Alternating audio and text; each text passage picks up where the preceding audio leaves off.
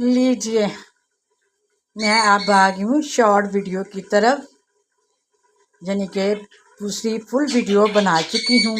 बात यही है कि आज जो है ये देसी मुर्ग बन रहा है प्रेशर कुकर में। मैंने गला लिया है, ऑयल डाल दिया है, काली मिर्च पिसी हुई डाल दी है। अब सिर्फ इसको मैंने थोड़ा सा भूनना है। भून कर जब इसका घी लैदा हो जाएगा फिर उसके बाद मैं इसको यानी कि इसको तैयार समझूंगी।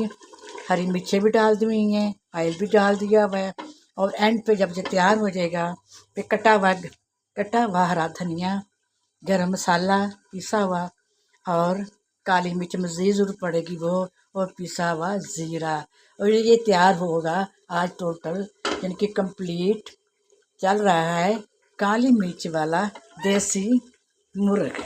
ओके, अल्लाह हाफिज़।